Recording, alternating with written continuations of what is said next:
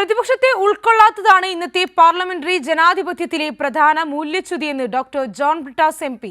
പാർലമെന്റിൽ പ്രധാനമന്ത്രി ചോദ്യങ്ങൾക്ക് മറുപടി പറയുന്നില്ലെന്ന് മാത്രമല്ല, പ്രതിപക്ഷത്തിന് ചോദ്യങ്ങൾ ചോദിക്കാൻ അനുമതി നൽകുന്നില്ലെന്നും ജോൺ ബ്രിട്ടാസ് പറഞ്ഞു. കൊച്ചിയിൽ ഡിവൈഎഫ്ഐ ഹൈക്കോടതി അഭിഭാഷക സംഘടന സംഘടിപ്പിച്ച സെമിനാറിൽ സംസാരിക്കുകയായിരുന്നു അദ്ദേഹം.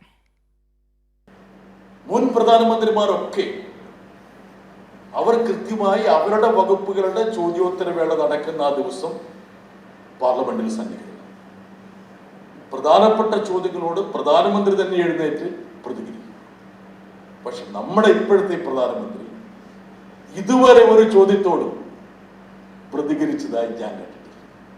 നോക്കുക, എങ്ങനെയാണ് ഒരു വലിയൊരു ഗ്രേറ്റ് ഇൻസ്റ്റിറ്റ്യൂഷൻ നമ്മുടെ കണ്ണിന്റെ മുമ്പിൽ ഇങ്ങനെ ഇറോഡ് ചെയ്യപ്പെടുന്നത് എന്നുള്ളതാണ് ഞാനിവിടെ അടിവരടിയാണ്.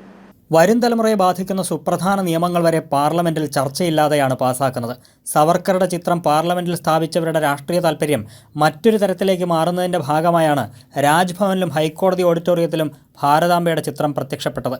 രാജ്യത്ത് മാധ്യമങ്ങൾ നിഷ്ക്രിയമായെന്നും ജോൺ ബ്രിട്ടാസ് MP ചൂണ്ടിക്കാട്ടി. ഇന്ന് ഡൽഹിയിലെ ഒരു പത്രത്തിൽ, ഒരു ടെലിവിഷൻ, ഒരു ഇൻവെസ്റ്റിഗേറ്റീവ് സ്റ്റോറി പോലും ഇന്ന് ദേശീയ ടെലിവിഷൻ ചാനലുകൾ എടുത്തു കഴിഞ്ഞാൽ നിങ്ങളൊക്കെ പരിഹസിച്ച് പറയുന്ന അന്ത്യചർച്ചകളിൽ കാണുന്നത് ഹിന്ദു മുസ്ലിം എന്നൊരു ഘടകത്തെ മുൻനിർത്തിയുള്ള ചർച്ചകളുമാണ്.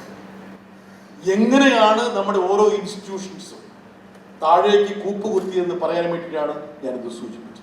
We the people of India ഭരണഘടനയും പാർലമെന്ററി ജനാധിപത്യവും വിഷയത്തിലായിരുന്നു ഡിവൈഎഫ്ഐ ഹൈക്കോടതി അഭിഭാഷക സംഘടന സെമിനാർ സംഘടിപ്പിച്ചത്. കൈരളി ന്യൂസ്, കൊച്ചി.